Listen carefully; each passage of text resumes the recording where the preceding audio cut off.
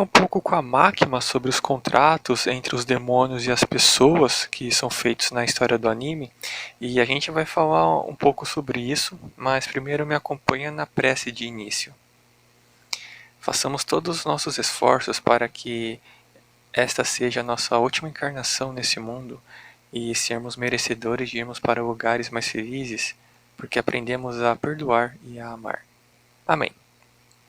A princípio, aqui existem dois planos, a terceira e a quarta dimensão.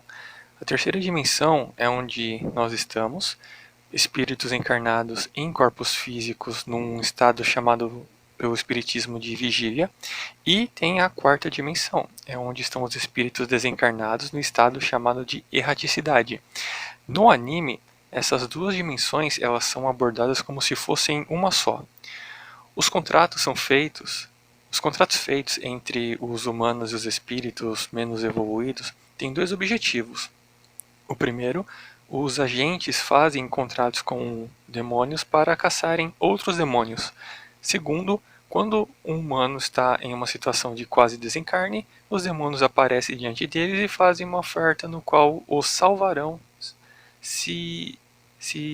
da morte, os salvarão da morte em troca da possessão de seus corpos.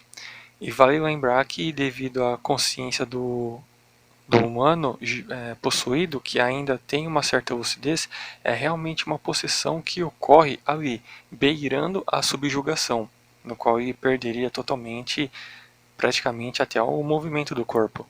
O Denji, por exemplo, ele é um possuído consciente.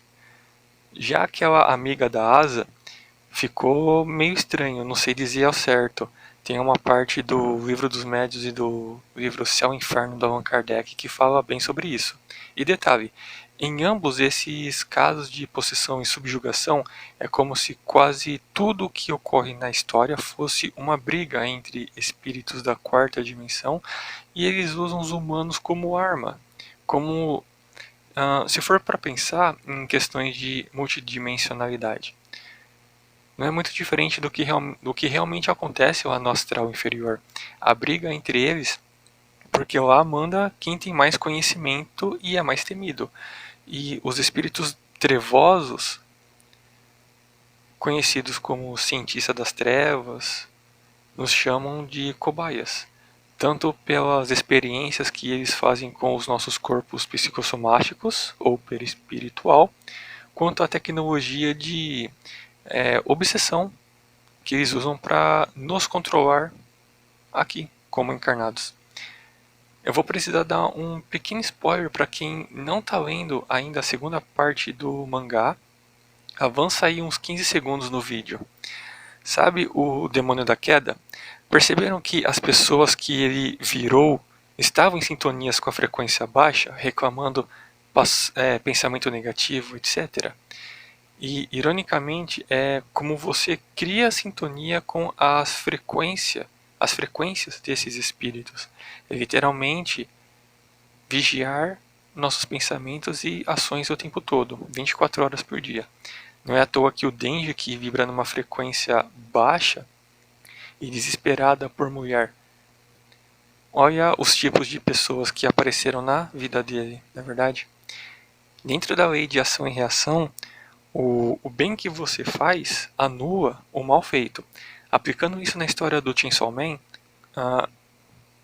muito karma e muito dharma, que é o oposto, é gerado. Pega como, por exemplo, os Vingadores. Quando no Guerra Civil foi mostrado o tanto de destruição e mortes que ocorrem são causados por eles, ainda que sejam para salvar a Terra. No anime, inúmeras pessoas são salvas nas lutas entre eles, ou nas lutas, melhor falando, entre os espíritos menos evoluídos, ainda que seja, colocar entre aspas, usando um demônio, que é um irmão em Deus, contra o outro. E muitas vidas são perdidas, como por exemplo a negligência do Denji. Ele não está nem aí em se preocupar em salvar civis, a prioridade dele é vencer o inimigo e já era, porque assim como muitos materialistas, ele vive por mulher e outros interesses materiais. Aí você me fala, mas ele passou por muita coisa e agora quer os benefícios do emprego dele e tal. Sim, mas o que será que ele não fez em vidas passadas para não estar tão endividado? Não cortar fora as partes íntimas, vender, arrancar o olho. Isso não é julgamento, gente. É o que acontece conosco. Tipo, a parte de sermos espíritos endividados, certo? Outra consequência são os contratos que se faz com os seres que trocam uma parte do seu poder por uma parte do seu corpo, pelo corpo da pessoa. Por exemplo, o Aki. Para usar o Kon, o Aki deixa ele comer um pedaço do seu braço.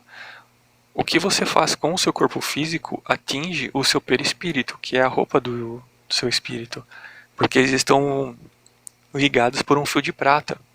Esse é o tipo de dano que, por exemplo, o Aki deva passar um tempo no umbral para limpar isso, porque a energia de lá tem caráter de sugar as mazelas do seu corpo espiritual.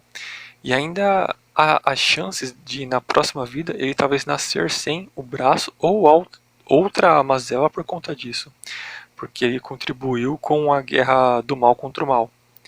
E isso tudo que eu disse foi só para fazer uma analogia para você que fuma largar esse vício. Não pense que narguilé não dá nada porque dá sim. Você está prejudicando o seu psicossoma. Sem contar também que o tanto de cigarro que o Aki fuma, né, também tem uma consequência igual. Se for para a gente se aprofundar em quem são os seres que aparecem na história, a maioria a maioria dos mais fisicamente desprovidos de beleza física, a gente pode dizer que são ovoides. Eles são mencionados nos livros de André Luiz e também já é explicado muito nos vídeos da Casa Plataforma de Oração. Resumidamente, os ovoides são espíritos que declinaram tanto na escala evolutiva que perderam a forma dos seus corpos perispirituais. Quando eu digo roupa do espírito, perispírito ou psicossoma, é a mesma coisa, tá bom? E ali no anime, eles têm aquelas formas para serem usados uns contra os outros. Por exemplo, aquele irmão menos evoluído que prende eles no hotel logo no começo da história. E já que eu mencionei sobre os ovoides, eu vou dar um mini spoiler para quem não leu o mangá, mas fica tranquilo que não vai fazer diferença. Tem uma parte em que alguns agentes estão conversando no refeitório da agência e um deles é um demônio tipo a Power. E ele fala que o ciclo dos demônios que aparecem no anime é uma roda de Sansara, infinita. Se nasce demônio, depois cresce demônio, morre demônio e assim por toda a eternidade. Isso é abordado no anime por causa que a terceira e a quarta dimensão estão sendo tratadas como uma só, mas espiritualmente falando, isso é absurdamente contra a lei do progresso e da lei da reencarnação. O livro Céu e Inferno que eu mencionei antes explica muito bem isso. A roda de Sansara é a repetição de encarnação após reencarnação, encarna no mundo, não aprende, tem que repetir, reencarna, faz tudo errado, tem que repetir e fica nesse ciclo sem fim. Mas, como eu disse no começo da prece, isso vai parar depois que estamos prontos para vibrar nas frequências mais altas, preenchendo os nossos dias com conhecimento, autoconhecimento e prática do bem, ao invés de ficar perdendo nosso tempo vivendo com coisas fúteis, igual, por exemplo, o Denji. Tá ok? Me acompanha na prece de encerramento. Cada uma dessas pessoas são nossos queridos e amados irmãos, e aos irmãos nós damos apenas o amor.